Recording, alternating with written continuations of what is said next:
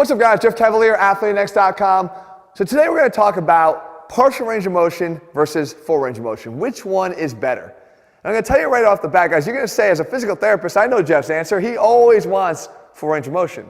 But you're going to be surprised here, because the fact of the matter is we have to make one very important distinction right off the bat, and that is, are we talking about a joint or are we talking about an exercise?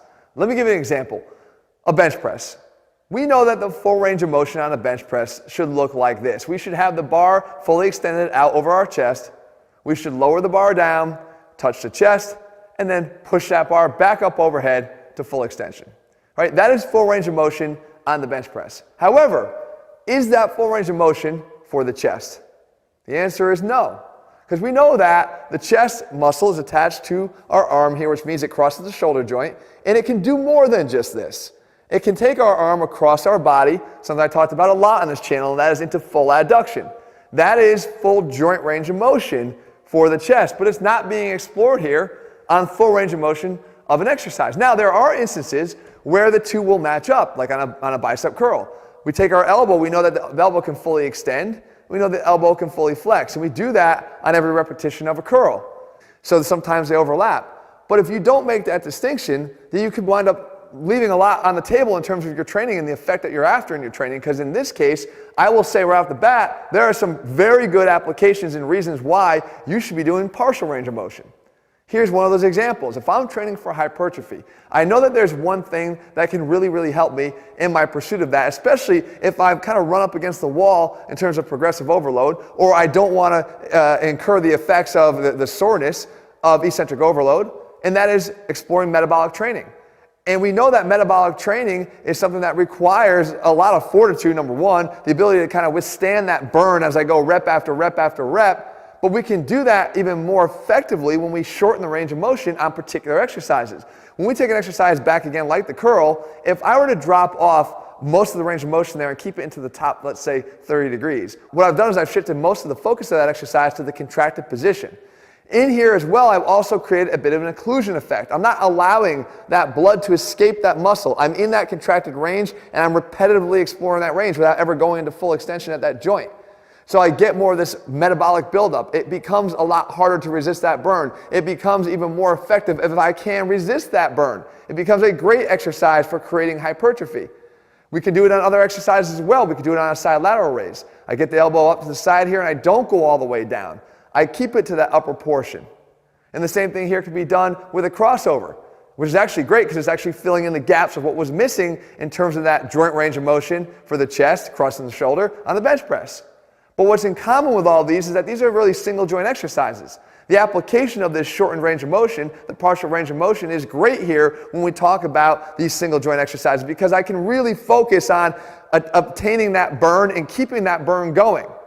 Why wouldn't we want to do that in other places? I'll talk about that in a second. Why compound lifts wouldn't necessarily fit that mode. Why would we want to do that? But I'll give you another application here. Anybody ever have to recover from an injury? Partial range of motion is a godsend for getting through that. How do we do that? Well, let's just pretend that you can't get your arm overhead for whatever reason. Rotator cuff issue, right? Labrum issue. Well, would you want to forego all overhead activities? Would you want to never try to lift your arm up over your head until you were fully recovered? No, that would be a major mistake. You could actually go into a different movement pattern. You could take a high to low row, and what I'm getting is I'm kind of cutting the distance in half with my overhead needs. Instead of having to get all the way overhead, I could be out here at 45 degrees. And what's more important is that I'm rowing down and extending up in front of me, I'm getting motion in this joint.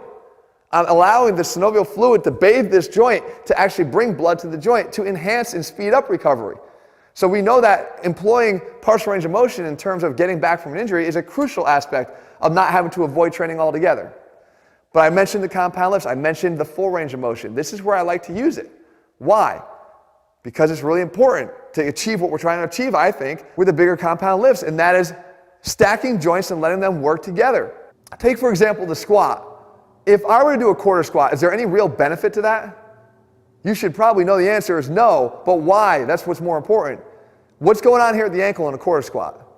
Really nothing, and that's the problem. If we want more dorsiflexion, we're going to have to get down lower. And what about the knee? Are we getting anywhere near the flexion that we need in our knee to realize our full knee flexion range of motion? No, because we're not getting down low enough. And it goes up the chain, guys. It goes into your hips. It goes into your thoracic spine. in order to get this to operate correctly and get those joints to operate together correctly, we need to explore full range of motion. This is where it's best. This is where we're allowing all those muscles that cross those joints to work together in one coordinated effort. This is what's functional. This is what's necessary. So we want to make sure we do that.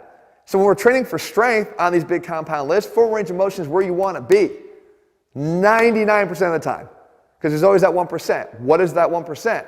Well, if you get to the point where you become a competitive power lifter, let's say, and you're utilizing the bench press as one of your examples here of how you want to, where you want to excel, you might need to use partial range of motion. Why?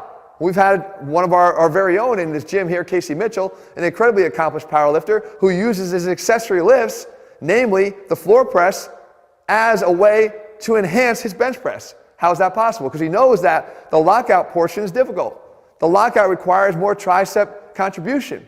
If he feels he's lacking there and it's hindering his ability to do the press as a whole, utilizing partial range of motion floor press is going to help him to build up his strength that will carry over when he goes back to the full bench press. And that's exactly what he said. He spends more time on his accessory lifts than he does on his regular compound lifts because he knows how important they are. Anybody that would discount this, especially and call themselves a strength coach, doesn't understand it. They don't. We know range of motion and the value of range of motion at a joint and how it contributes to an exercise. So what I'm telling you guys is that you need to make sure that you have your mind open to both. Know when you want to use full range of motion. Know when you might need to explore partial range of motion. Know that not one of them is exclusively great and the other one is bad and something to avoid. So I hope, guys, that this video sort of opened your eyes to that. In the meantime, if you're looking for programs that understand this and realize that there's going to be a need for both, putting them together does require a scientific approach, and that's what we always try to do here on this channel, and that's why I take all the time to explain to you guys so you understand why we do what we do, not just saying do this. And those programs, guys, are all available at ATHLEAN-X.com. In the meantime, if you found this video helpful, leave your comments and thumbs up below. Let me know what else you want me to cover, and I'll do my best to do that for you. And if you haven't already done so, guys, please subscribe and click on those notifications so you never miss a new video when it's published. All right, guys, I'll see you again soon.